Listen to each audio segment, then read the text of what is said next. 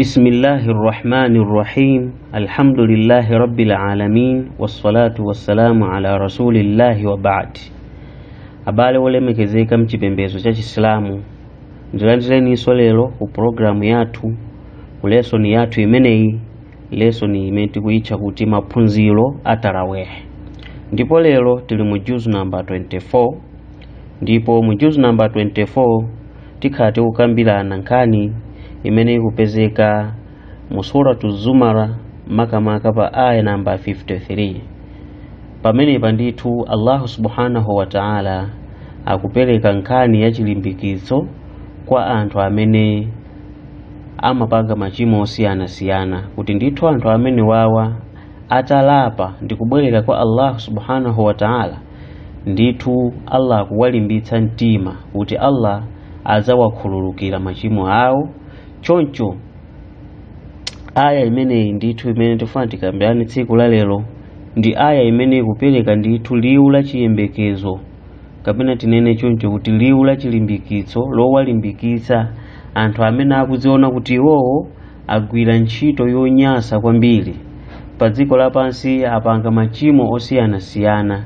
Ndithu akuwalimbitsa mtima kunena kuti inuyo ngakhale tumagwira ntchito zoyipa choncho, mwapanga machimo ochuluka choncho, mutafuna kubwerera kwa Allah subhanahu wa ta'ala kuti mukufuna kusiya ndipo simuzapanganso machimo amenewo, ndithu Allah subhanahu wa ta'ala azakukhululukirani machimo onsewo ndipo inu muzakhala anthunso abwino.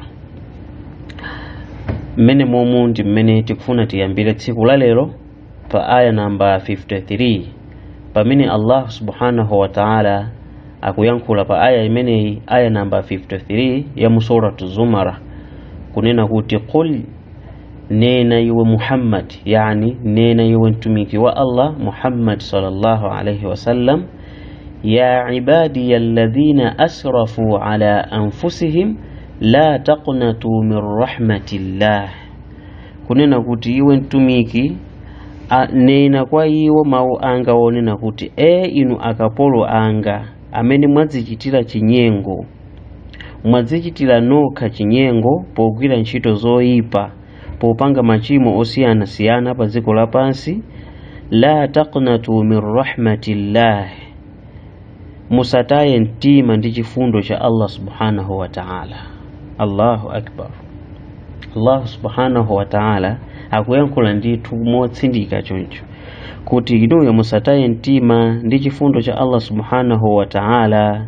Ndi akupitiliza aya imene ikunena kuti inna Allaha yaghfiru dhunuba jami'a. Inna timanena kuti ndi liwu lona kuti kalimatu tawkidi, kapena kuti liwu limene limapanga taakidi, kutsimikiziratu. Akanena kuti inna ku Arabic ndiye kuti akutsimikiza kuti ndithu zimenezo zikuyenera zikhale choncho. Akunena kuti inna Allaha yaghfiru dhunuba jami'a, kuti ndithu Allah subhanahu wa ta'ala amakhululukira machimo onse. Innahu huwal ghafurur rahim, ndithu Allah ndi wokhululuka komanso wachisoni. Mmene ndi mmene tikuyamba, mmene tingayambire tsiku la lero mu programu yathu ya lero ya maphunziro atarawih, pamene tikukambirana mu juz number 24 suratu Zumara aya 53, pamene tikuyang'ana mmene Allah subhanahu wa ta'ala akumuuzira mtumiki Muhammad sallallahu alayhi wasallam kuti auze nena mawu ochokera kwa ine Allah subhanahu wa ta'ala kuti ya ibadiya alladhina asrafu ala anfusihim, kuti inu akapolo anga amene mwazichitira nokha chinyengo, al-ifratu fil ma'asi wal istikthar minha, yani munthu kuti wapanga machimo osiyana-siyana anazilekerera ndi kumapanga machimo osiyana-siyana, komanso ndi kumachulusa popanga chani machimo amene wowo. Allah subhanahu wa ta'ala akupitiliza kunena kuti la taqnatu, yani la tayasu, kuti inu musakhale ndi chikayiko min rahmatillahi, pa chifundo cha Allah subhanahu wa ta'ala. Inuyo musakayikire kunena kuti basi chifukwa choti ine ndapanga machimo amene wawochuluka ndiye kuti basi Allah sangandikhululukire. Ayi, ndithu akunena kuti Allah akukhululukirani machimo amenewo Allah akutani akukhululukirani. Ndipo tinene pano kuona kuti aya imeneyi ndi imodzi mwa aya zimene zili very comprehensive mu buku lolemekezeka la Quran, chifukwa chonena kuti lapanga lanyamula zinthu zimene zili zazikulu kwa basi, makamaka lanyamula uthenga umene uli wosangalatsa kwambiri kwa munthu wina aliyense kuumva. Ndipo tinene apa kunena kuti choyambirira muona kuti Allah subhanahu wa ta'ala mu aya imeneyi wapanga idafa, kapena kuti wapanga adi akapolo a Allah subhanahu wa ta'ala kuzikira iye mwini Allah subhanahu wa ta'ala, kuzipangira adi iye mwini akapolo ake. Ndipo akuyankhula kunena kuti ya ibadiya, inu akapolo anga. Yani Allah subhanahu wa ta'ala wapanga zimene zizi liqasdi tashrifihim, chifukwa cho walemekeza akapolo amene akugwira ntchito zoyipawo, koma Allah akwalemekeza mpaka na kuachula kuti inuyo ndi akapolo anga. Choncho musataye mtima ndi chifundo cha Allah subhanahu wa ta'ala. Ndipo zimene zizi zikuwonjezera mazidi tabshirihim, kuwonjezera kuwasangalatsa akapolo amene wakuti akhale osangalala. Thumma wasafahum bil israfi fil maasi wal istikthari min adh-dhunub. Kenako akapolo amene wawo Allah subhanahu wa ta'ala wapanga identify kunena kuti ndi anthu amene akuchulusa popanga machimo osiyanasiyana ndi kumaononga pa dziko lapansi, komanso ndi kumachulukisa popanga machimo amenewa. Ndi akunena kuti thumma aqaba dhalika bin nahyi anil qunuti min ar-rahma li haula'i al-mustakthirina min adh-dhunub. Kenako Allah subhanahu wa ta'ala ndi akutsindika ndithu kuwalesa akapolo amenewa amene azitayilira ndi kumagwira ntchito zoyipa pa dziko lapansi, kuti ndithu iwo asakayikire za chisoni cha Allah subhanahu wa ta'ala. Zimene zito akuwauza anthu amene al-mustakthirina min adh-dhunub, anthu amene akuchulukisa kupanga machimo pa dziko lapansi. Ndiye womasulira buku limene la Qur'an analemba kunena kuti fannahi anil qanut lilmudhnibin ghayra almusrifin min babil ula wa bifahwa alkhitab, thumma jaa bima la yabqa ba'dahu ash-shaq faqala. Kunena kuti ndithu Allah subhanahu wa ta'ala pamene papa chinthu choyambilira chimene wapanga ndicho walesa anthu amene akukayikira za chisomo cha Allah subhanahu wa ta'ala, za chisoni cha Allah subhanahu wa ta'ala, kuti machimo amene akupangawo mwina Allah sangakhululuke. Ndi Allah subhanahu wa ta'ala wazitenga zimenezo kukhala chapter choyambilira cha nkhani kuti afotokoze zimenezo kuti inuyo tu musatani musakayike anthu amene mwatayilira kupanga machimo, mwapanga machimo ochuluka zedi, ndithu inuyo musakayike zonena kuti ngati mutalapa kwa Allah subhanahu wa ta'ala Allah akhoza kukukhululukirani machimo amene wowo. Ndithu zimenezozo ndizotheka, ndipo musatani musakayikire ndithu zimenezotu akutiuza pamenepa Allah subhanahu wa ta'ala. Thumma jaa bima la yabqa ba'dahu ash-shak, ndipo pambuyo pake Allah subhanahu wa ta'ala wafotokoza zimene atango wafotokoza zimenezo palibenso chikayiko china chilichonse chimene chingasale mwa munthu. Wayankhula kunena kuti inna Allaha yaghfiru dhunuba, kuti ndithu Allah subhanahu wa ta'ala amakhululukira machimo. Yaghfiru kulla dhanbin ka'inan ma kana insha illa ash-shirka alladhi lam yatub minhu sahibuhu liqawlihi ta'ala. Allah subhanahu wa ta'ala akukhululukira chimo lina lililonse limene munthu angachitelo kupatula shiriki. Ndipo shiriki iyo sikuti munthu yosanga nkhululukire yayi, atapanga tauba shiriki yonso amukhululukira. Zimene zimalingana ndi aya inanso imene Allah subhanahu wa ta'ala adayankhula mu suratul Nisaa kunena kuti inna Allaha la yaghfiru an yushraka bihi wa yaghfiru ma duna dhalika liman yasha, kuti ndithu Allah sangakhululukire munthu amene akupanga shiriki, ndipo amakhululukira zinthu zosakhala shiriki kwa amene watani wamfuna. Thumma akkada dhalika biqawli, ndipo Allah watsindika zimene zizi mu liwu lake pamene aya jawanena kuti inna Allaha yaghfiru dhunuba, ndipo wakanena kuti jamia, kuti nsambi zonse Allah amakhululuka nsambi zonse. Fayalaha min bisharatin tartahi laha qulubil mu'minina lilmuhsinin. Chikongolelenji chisangalaso chochokera kwa Allah subhanahu wa ta'ala, chowakhazikisa mitima pansi anthu amene ali asilamu, anthu amene ali wokhulupirira, komanso mpaka na anthu amene akugwira ntchito zoyipa. Nawonso ndithu atamva aya imene iyi, mtima ukhoza kukhazikika ndi kupanga tauba. Ngati amaopa kuti ineyo machimo mmene ndimapangira machimo ineyo achuluka, Allah sangandikhululukire, ayi ndithu Allah akhululuka zimenezo malingana ndi aya zimene tikuwerenga pamene papa. Ndipo akunena kuti innahu huwal ghafurur rahim, ndithu Allah subhanahu wa ta'ala ndi wokhululuka wachisoni. Allah subhanahu wa ta'ala amakhululukira kwambiri, ali ndi zikhululuko zambiri komanso chisoni chochuluka, ndipo ndi chachikulu, ndipo ndi chotambalala chofikira wina aliyense. Ndipo amene amaganiza kunena kuti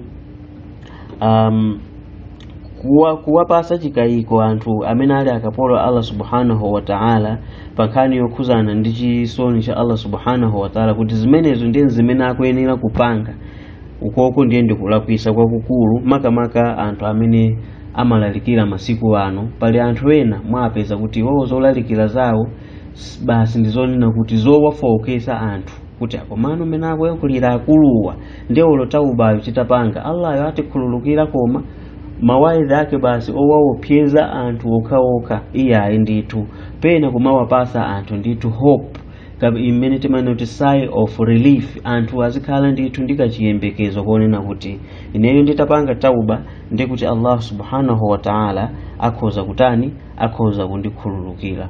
Chabwino ndiyeno pambuyo poti Allah subhanahu wa ta'ala wapereka ndithu mawu achiyembekezo, mawu amene akumulimbikisa munthu kuti asadere nkhawa, atafuna kulapa ndithu Allah subhanahu wa ta'ala amulandira kulapa kumeneko. Kenako ndi akutiuza zoyenera kuchita, ndi akunena kuti pa aya 54, wa anibu ila rabbikum wa aslimu lahu min qabli an ya'tiyakumul adhab thumma la tunsarun, thumma la tunsarun.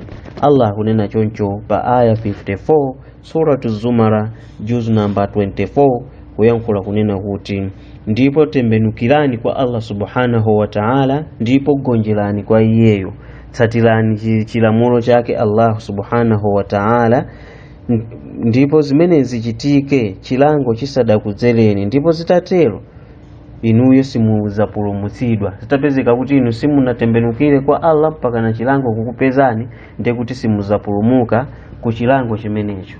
Pamenepa ndithu ndi mmene Allah akuyankhulira pambuyo poti awasangalasa anthu kunena kuti ndithu Allah amakhululuka nsambi zonse, ndipo kenako akuwalamula anthu aja zobwerera kwa Allah subhanahu wa ta'ala pomagwira ntchito zabwino, ndi kumapewa kupanga machimo osiyanasiyana, komanso ndi kuzipereka, kupanga dedication. Munthu uyo apange dedicate kumalamulo a Allah subhanahu wa ta'ala, kugonjera chifuniro cha Allah subhanahu wa ta'ala, komanso ndi kusatira malamulo ake ndi kumagwiritsa ntchito. Ndipo zimenezo akuti zichitike min qabli an ya'tiyakumul adhabu, kuti ndithu inu chilango chisanakupezeni, chilango cha pa dziko lapansi komanso tsiku la kiyama. Mene momwe ndi mmene ndithu Allah subhanahu wa ta'ala akukambira pa aya imeneyoyo. Ndipo pa aya 55 akunena kuti wattabi'u ahsana ma unzila ilaykum min rabbikum min qabli an ya'tiyakumul adhabu baghtatan wa antum la tash'urun. Kunena kuti ndipo tsatirani zabwino zimene zavumbulutsidwa kwa inu kuchokera kwa mbuye wanu, chisadakufikeni chilango mwadzidzidzi pomwe inu simukudziwa. Pamenepo ndithu Allah subhanahu wa ta'ala akupitiliza kuwalangiza akapolo Allah subhanahu wa ta'ala zoyenera kuchita. Ndipo akunena kuti anthu amene wao akuyenera kutani, kutsatira nkhani yabwino imene ndi Qur'an, akuyenera kutsatira zabwino zimene ndi al-Qur'an. Ndipo apapa akutanthauza kuti ahillu halala, ndithu inu mukuyenera kuzipanga halali zimene Qur'ani yakuwuzani kuti ndi halali, wa harimu harama, komanso zimene Qur'ani yakuwuzani kuti ndi haramu inu mukuyenera kuzipanga zimenezo kukhala haramu, waltazimu ta'atahu, komanso inuyo ndithu muzipanga kukhala lazim kuti mufune musafune mukuyenera kutsatira ndithu buku limeneli, ndipo mukuyenera kutalikirana ndi machimo osiyanasiyana.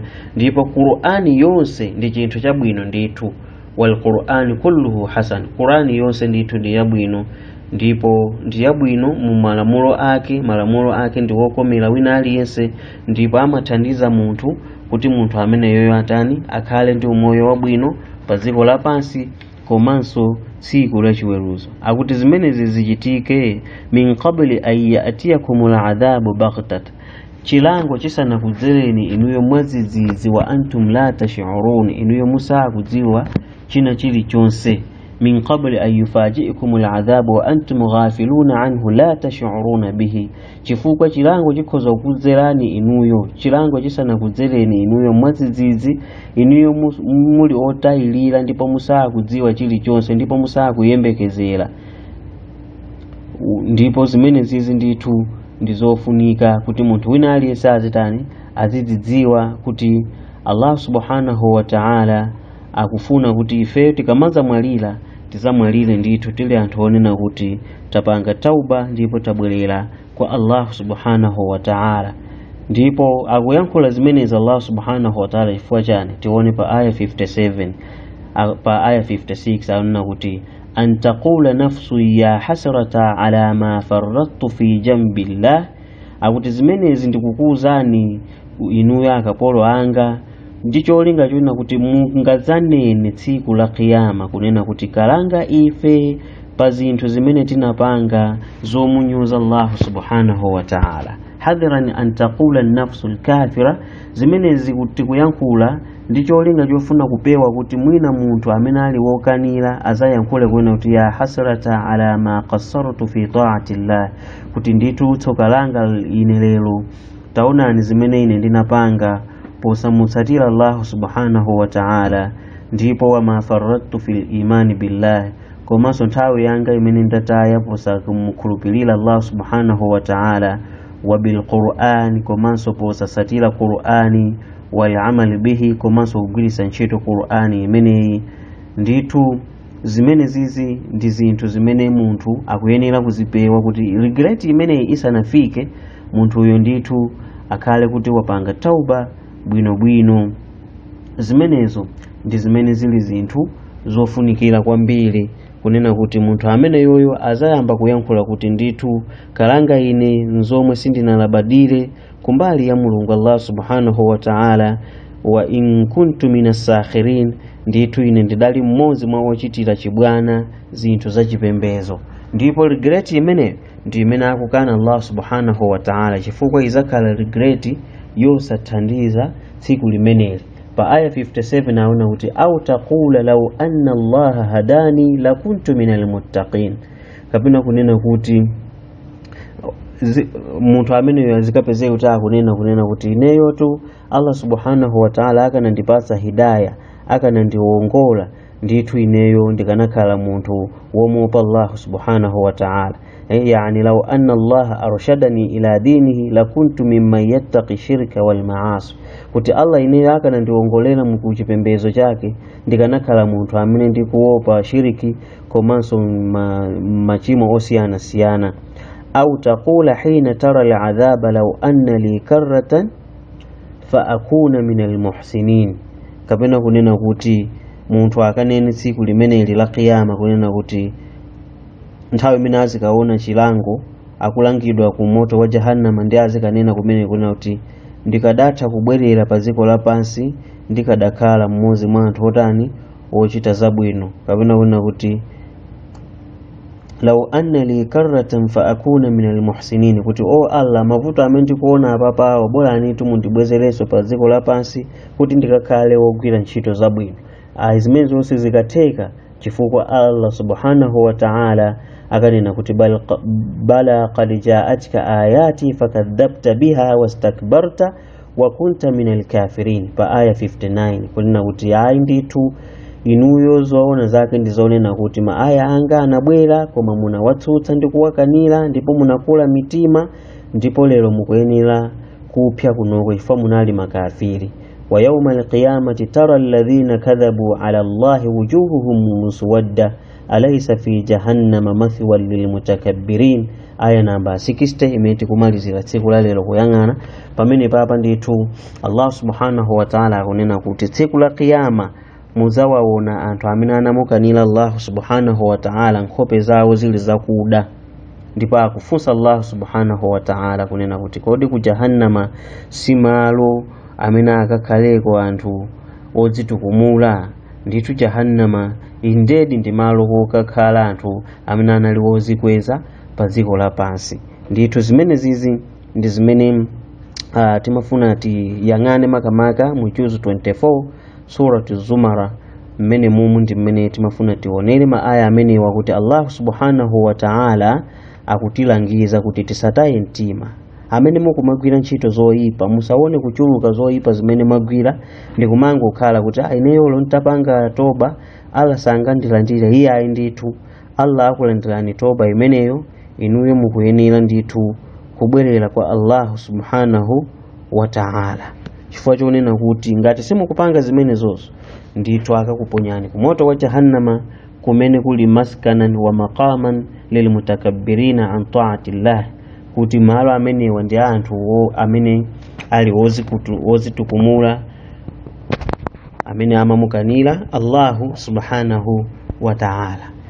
Pamene popo tsopano ndi pamene tikufunano tiyang'ane kuti kodi tikuphunzira chani mu maaya amenewa amene tawerenga kuyambira pa aya 53 mpaka na pa aya 60 mmene mumu Allah subhanahu wa ta'ala akutiuza zotani. Komano makamaka tikufuna tiyang'ane phunziro limene taphunzira pa aya 53 pamene Allah subhanahu wa ta'ala pamenepa akutiitana ifeyo kuti tipange tauba tisanalandire chilango chochokera kwa Allah subhanahu wa ta'ala. Akunena kuti inu akapolo anga amene ndithu mwazichitira nokha mwapanga transgress pa dziko lapansi ndithu akuti inuyo musadandaule ndipo musakhale ndi nkhawa ndipo musakayikire za chisoni cha Allah subhanahu wa ta'ala. Ndithu Allah amakhululukira nsambi zonse ndithu iyeyo ndi wokhululuka ndi wachisoni. Zimene akutanthauza ndizona kuti sikuti inu mukamangogwira ntchito zoyipazo ndi kuti basi kenako Allah azangokukhululukirani iya komano mukuyenera kupanga tauba ndi kubwerera kwa Allah subhanahu wa ta'ala. Aya imene ndithu ikuitana anthu onse amene amachimwa anthu kandi osakhulupirira kapena anthu ena chabe komanso anthu amene ali mamunafiquna ndi ena onse kuti ndithu akuyenera kupanga tauba ndi kubwerera kwa Allah subhanahu wa ta'ala chifukwa chonena kuti Allah subhanahu wa ta'ala amakhululukira nsambi zonse. Komano izi sizikutanthauza kuti mmene tanenera kunena kuti nsambi Allah subhanahu wa ta'ala azamukhululukira munthu popanda kupanga tauba iyayi.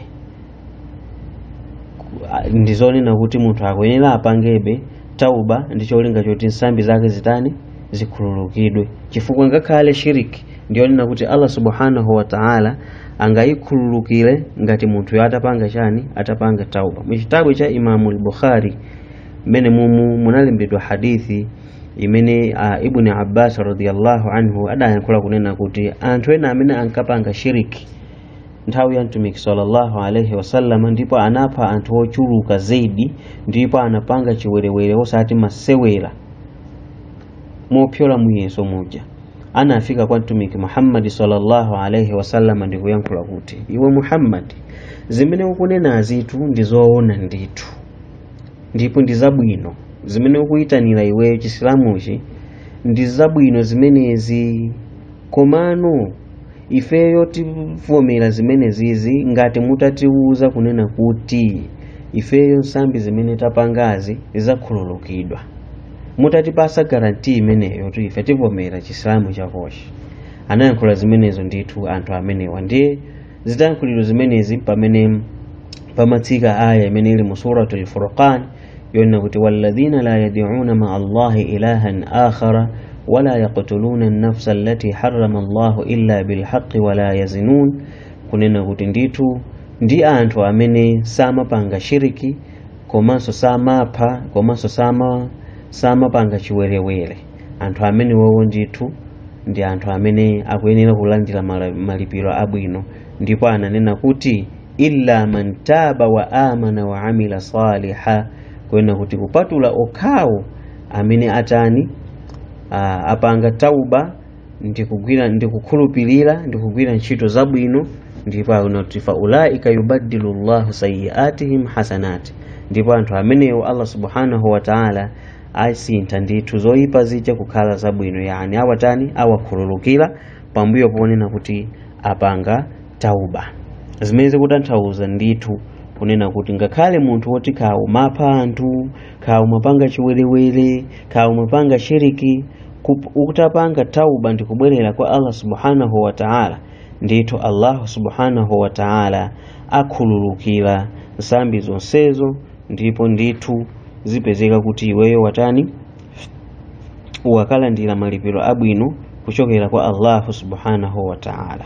Taonani zimene Allah subhanahu wa ta'ala mmene adayankhulira kwa anthu, kuwaitana anthu kuchisoni chake, anthu amene amapanga claim kuti Yesu ndi mwana wa Mulungu, anthu amene amapanga claim kuti Yesu ndi Mulungu, anthu amene amapanga claim kuti Uzairu ndi mwana wa Mulungu, Ayuda amenewo, anthu amene amapanga claim kuti Allah ndi wosauka, anthu amene amapanga claim kuti dzanja la Allah ndi lowumira, anthu amene amapanga claim kuti Allah ndi mmodzi mwa atatuwo, Mulungu alipo milungu ilipo itatu, Trinity.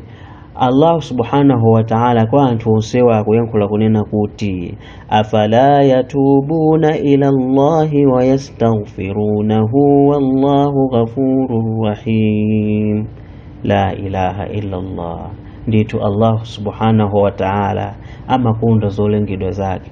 Anthu amene akumusambula Allah subhanahu wa ta'ala tachula pamenepa onsewa yankho lake Allah akunena kuti kodi sangapange tauba ndikubwerera kwa Allah subhanahu wa ta'ala kuti Allah wakhululukire. Ndithu Allah ndi wokhululuka komanso ndi wachisoni.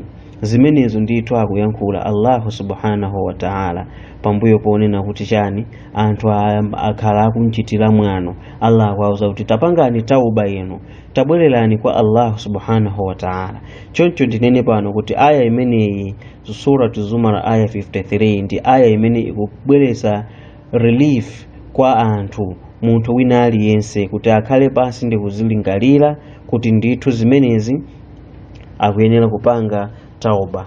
Chakumapeto kweni tione hadithi imodzi imene ndithu mtumiki Muhammad sallallahu alayhi wasallam adayankhula mu chitabu cha Musnad al-Imam Ahmad rahimahullah. Munalembedwa hadithi yochokera kwa Anas bin Malik radhiyallahu anhu amene akuyankhula kunena kuti qala Rasulullah sallallahu alayhi wasallam, adayankhula mthenga wa Allah madalitso ndi mtendere zipite kwa iye kunena kuti walladhi nafsi biyadihi, ndikulumbirira kwa Allah amene moyo wanga uli mmanja mwake, law akhta'tum hatta tamla khatayakum ma baina as-sama'i wal ardi, kuti ndithu inu mukanakhala kuti mwapanga machimo ndi kudzaza kumwamba ndi dziko lapansi, thumma astaghfartumullaha ta'ala la ghafara lakum, ndipo kenako inu ndikupempha chikhululuko kwa Allah subhanahu wa ta'ala kupanga tauba, ndithu Allah akanakukhululukirani. Walladhi nafsu Muhammad biyadihi, ndikulumbirira ndithu amene mzimu wa Muhammad uli mmanja mwake, yani Allah subhanahu wa ta'ala, law lam tukhti'u laja'ala Allahu azza wa jalla biqaumin yukhti'una thumma yastaghfiruna Allah fayaghfir lahum. Zikanakhala kuti inu simumapanga machimo, ndithu Allah subhanahu wa ta'ala akanakuchotsani inu pa dziko lapansi ndikubweresapo anthu amene azichimwa, ndipo akachimwamo azipanga istighfar, kupempha chikhululuko kwa Allah subhanahu wa ta'ala, ndipo Allah aziwakhululukira anthu amenewo. pomaliza pali hadithi nsoyina imeneso ikupezeka mu kitabu cha Musnadul Imamu Ahmad kuchokera kwa Abu Ayyub al-Ansari radhiyallahu anhu akuyankhula kunena kuti muntu amene sahaba amene amayankhula mawu amene ali pa deathbed nthawi imene amamwalira nthawi imene ifa inampeza ndithu anayankhula kunena kuti kuntu ine ndinali kubisa ndithu china chake kwa inuyo chimene ndinamumva mtumiki sallallahu alaihi wasallam akuyankhula ndithu mtumiki ananena kuti laula annakum tudhnibuna la khalaqa Allahu azza wa jalla qauman yudhnibuna fayaghfiru lahum, kunena kuti zikanakhala kuti inuyo anthu inu simumachimwa ndithu Allah subhanahu wa ta'ala akanawalenga anthu ena omwe azichimwa ndipo akachimwamo azipempha chikhululuko kwa Allah subhanahu wa ta'ala ndipo Allah aziwakhululukira anthu amenewo. Choncho Allah subhanahu wa ta'ala ndithu akutilangiza kunena kuti ngakhale ife titapeza kuti timapanga machimo ochuluka motani koma titati tibwerere kwa Allah subhanahu wa ta'ala ndithu Allah akatikhululukira ndithu machimo amenewo. Kubwerera kwa Allah subhanahu wa ta'ala kwake tikutanthauza kupanga tauba ndi kupempha chikhululuko kwa Allah subhanahu wa ta'ala. Allah subhanahu wa ta'ala azatikhululukira. Tikafika hapo tingoti wassalamu alaikum wa rahmatullahi wa barakatuh.